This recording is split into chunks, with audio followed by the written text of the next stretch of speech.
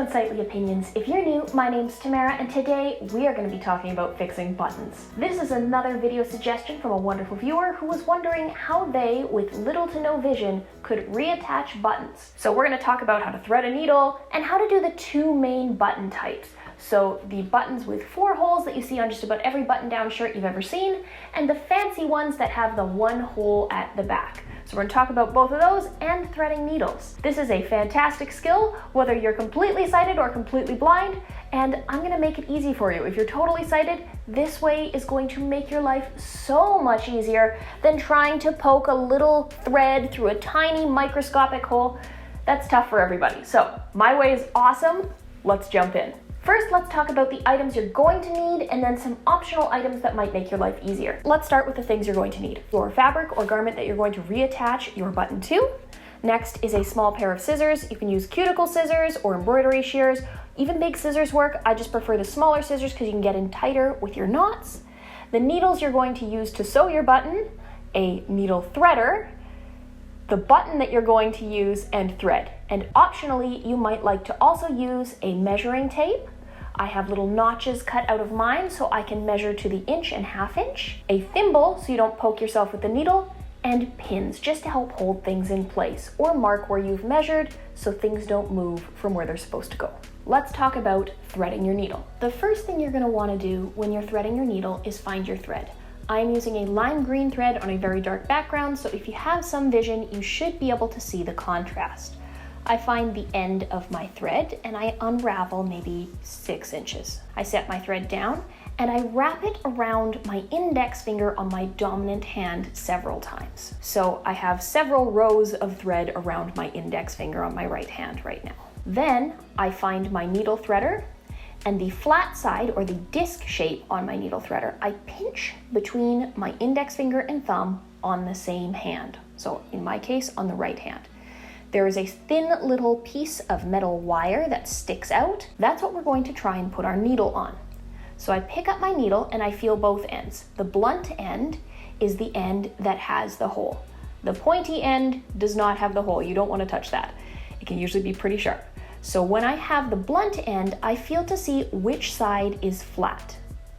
I try and hold the flat side towards the tip of the needle threader on those little metal bits, and I slide it onto the tip by kind of poking the tip of the needle onto the hard wire of the needle threader. Once it goes on, and it's gone on for me, I back up the needle threader a little bit to feel where the thread is around my index finger. We're going to try and pull the thread through the metal piece or the 2 little bits of metal wire on the needle threader.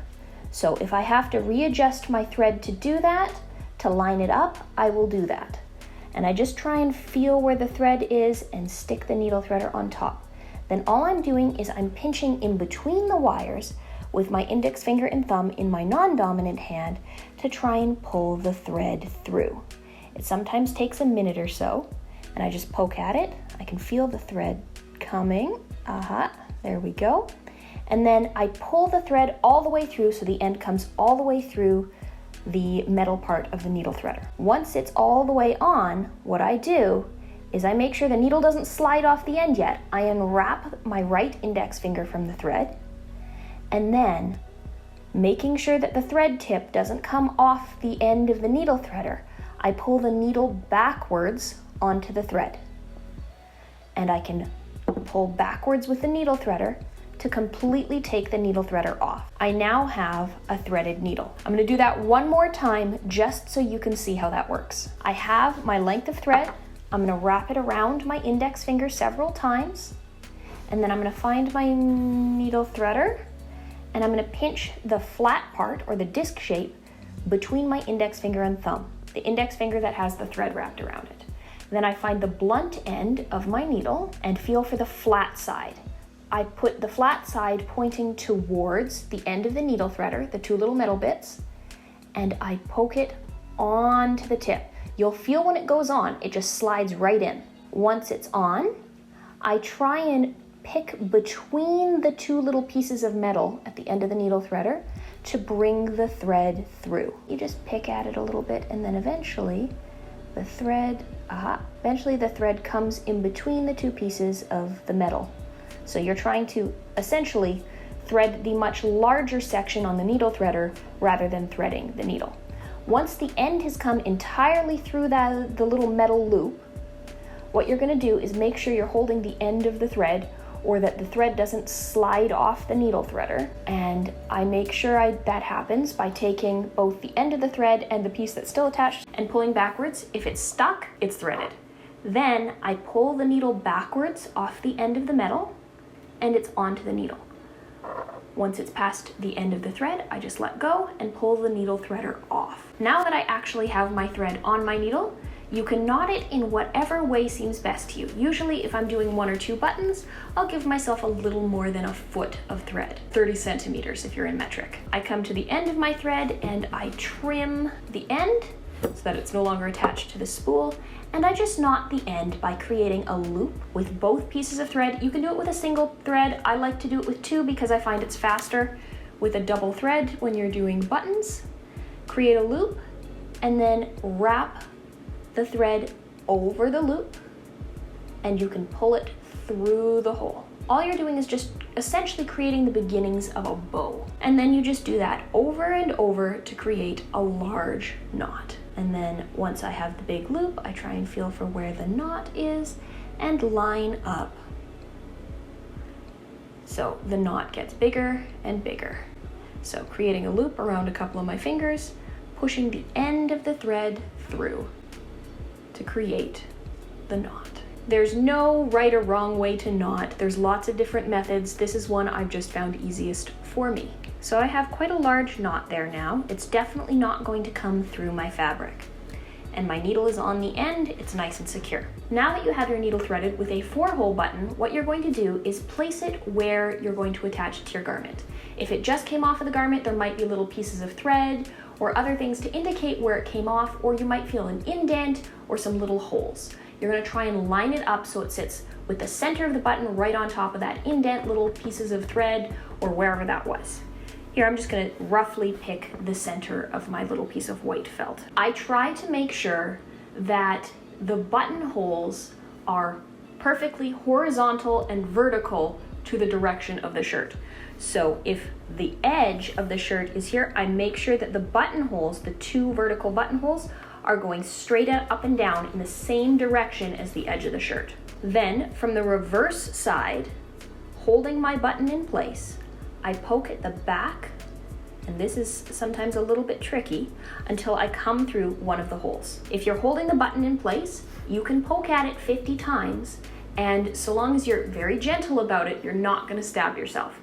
It won't go through and it won't go in the wrong place if you're holding the button steady with your other hand. Once I found the hole, I pull it through, and you can decide whether you want to sew it on one of 2 ways. You can either sew 2 rows, so sewing vertical lines or horizontal lines with your button, bottom left to bottom right hole and top left to top right hole, and that's the way you're going to sew it on. Or you can create an X where you go from bottom left to top right, bottom right to top left. It will just depend on what the other buttons on your garment look like and what style of threading they use. More typically in industrial or store-bought clothes, you're not going to have the X shape, you're going to have the 2 horizontal or 2 vertical loops. So I'm going to show you that way. Once you have your needle through one of the holes, it's pretty well stuck in place. I put my garment down so I can make sure that my buttonholes are facing the direction I would like them to go.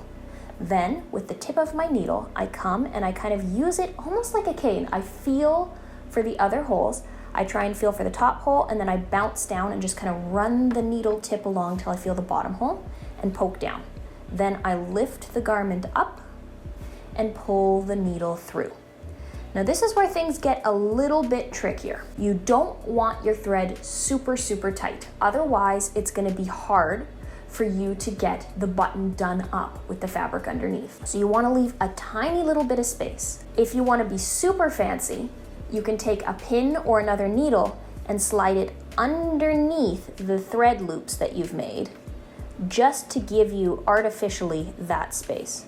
And I've always found that's a little bit difficult, So all I do is once I've kind of pulled tight, I just kind of let it relax. I just pull back just a slight amount so it's not super, super, super taut. Then on the back side, because I've gone from bottom left to bottom right, I'm now, to keep things neat, going to come to the top right hole, which is the closest to the one that we were currently sewing. Then once I've found it, I check. I feel once the needle's through to check and make sure it's in the right hole, pull it through, and now I'm gonna go to the top left hole. I'm gonna do the same thing, make sure it's taut, but it's not tight. Then I'm gonna feel for the top left hole, because we've come up from the bottom through the top right hole, and go down into the top left hole. Try your best to keep your thread organized. The longer your thread, the more likely it's going to get tangled. So try and keep it relatively consistent, keep your tension consistent, pull slowly, because the faster you try and pull something through, the more likely it's going to get tangled again. So now that we've done our first loop, so we went bottom left to bottom right to top left, we have 2 horizontal rows of stitches. We're going to repeat that process a few times. And my button isn't super tight, I can still wiggle it a little bit with my fingers, so it's the right tightness. Next, I'm going to do the same thing again. I'm going to feel for the bottom left loop, and this takes a little bit of practice, but I came through that. And now I'm going to pull all the way through nice and slowly, making sure my thread doesn't tangle. And then I'm going to come and feel for the bottom right loop and go from the top of the fabric to the bottom. So from the front to the back, pushing down. So now that I've kind of come from bottom to top to do the bottom left and gone from the top to the bottom to do the bottom right, we're going to come from the bottom to the top again on the top right of the button. And I'm just poking from behind until I feel myself come through that hole. And then double checking once I'm through to feel where that's lined up. Pulling it through all the way from the back to the front, and then feeling for the top left buttonhole and going from the front to the back. You can do that a few times. Usually 2 or 3 cycles of stitches is going to be plenty, especially if you're doing it with a double thread. That's a lot of stitches already. I find sewing buttons to be quite relaxing. It's very repetitive, it's relatively mindless. You can just do it all by feel. Then the final thing I do is I come from the back to the front, but I'm not going through the buttonholes this time. I'm doing what's called the shank of the button. And what I do is I come from the back to the front and I wrap around the back of the button a few times. And what this does is it not only strengthens your button, but it creates that little bit of lift on the fabric. So I'm wrapping clockwise maybe 3 or 4 times to create the shank, and then I just go and poke straight back to the back of my button, or the back of my fabric rather, and then on the back side, we're just gonna tie it off. To tie off, all that I do is I take the tip of my needle and I feel on the back side of my fabric for where all of those little threads are, where we kind of had the stitches, the reverse of the stitches on the back of our garment. And where those stitches are parallel, I come at it in the opposite direction. So I try and slide underneath all of those stitches between where they're kind of going back and forth. And I slide my thread through. And you can do that a couple of times and that'll hold your button in place. But I like to take the tip of my needle once I've gone through. It has a loop on the back end, and I like to slide or pull my needle through that loop. So it again almost creates the start of a bow. It's just an extra little knot that holds things in place. And I'll do that once or twice. So sliding through those stitches in whatever direction it seems best to you. And then once the needle tip is through, I hold on to the loop behind, bring my needle through the loop, and then just pull tight to finish it off. And then any excess thread, I come in rather tight to my fabric, and I just trim off the excess thread. And I'm going to do the same thing with the little first bit of thread that we had from the beginning part of our knot. And then you have a nice attached button, just like that. I now have my thread re-knotted, and we're going to attach the other kind of button, the one with the one hole at the back. So what you do is, I have already knotted my thread. I'm just going to pull it through from the back to the front. The button is not attached yet, and I am going to, once it's through from the back to the front, grab the button and slide it onto the needle. So I'll flip it upside down so I can feel where the hole is, and then I will slide it on to the needle. Once I have the button slid on, what I'm gonna do before the button is sitting in the place where it's going is I will feel where the thread came through, and I will try and poke the needle back in almost exactly the same position where the needle came through. It doesn't have to be exact, just close. And then I will pull the needle from the front through to the back of the fabric, and the button will fall into place. Once I've got it through, just like with the other type of button, you don't want it too tight. I'm going to feel, so I might fold over my fabric to kind of feel where the button's hole is naturally sitting on the back, and then I'm going to come from the back to the front with my needle and try and go through that hole. Sometimes it might be easier to go from the back to the front and just let it come all the way through out to the front, not going through the hole, just bringing the needle from the back to the front, then trying to go horizontally through the hole. From one side to the other, pulling it all the way through that way, then trying to put it back close to where the button is affixing, going from the front to the back, and I pull that through straight to the back. Once that's through, I repeat that process a few times. I try and feel through the fabric or where the knot is and poke my needle through there, ending up on the same side of the button every time, pulling my needle all the way through, then feeling for the hole, sliding the needle through the single hole. This is where it gets a little challenging. I pull all the way through, still staying on the front of my fabric, and then once it's all the way through the hole, that's when I go straight to the back again. Now that is perfectly affixed. It's got nice room, and we're gonna do the same thing we did with the other button. We're gonna create that shank. So we're gonna come from the back to the front one final time, not going through the hole, and we're going to wrap around the button. Clockwise, anti-clockwise, it doesn't matter. Just wrap around the button a few times. This is just gonna make it more secure so it doesn't wobble around as much. It's gonna feel tighter, but it's gonna give you that space. So once we've wrapped around a few times, we're gonna go right to the back of our fabric, pulling through one final time, and we're gonna knot it in whatever way feels best to us. So you could literally just put it through your fabric a few times, just create a few extra stitches on the back of your fabric, or you could do the fancy thing where you go through a few of the stitches that are already in your fabric. So I slide my needle underneath some of the stitches that are there, and then once the needle is through the stitches, the loop that is created by the thread on the back of my needle, after I've pulled it through, I bring the needle back on itself to bring it through that loop. This is not necessary, but I just feel it makes it a little more secure. We'll do that one more time, coming through a few of those stitches or creating an extra little stitch on the back. We pull the needle through, and then the loop that is created with the back of the thread, once the needle's pulled through, we bring the needle back, turn the needle around backwards on itself to go through the loop, and then we pull tight. And then all you have to do, once you've done that, is trim off the excess thread.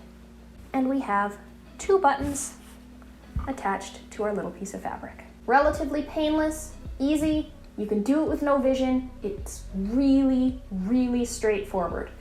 You have no excuse not to fix any loose buttons ever again. All it takes is a needle threader, some thread, and a needle.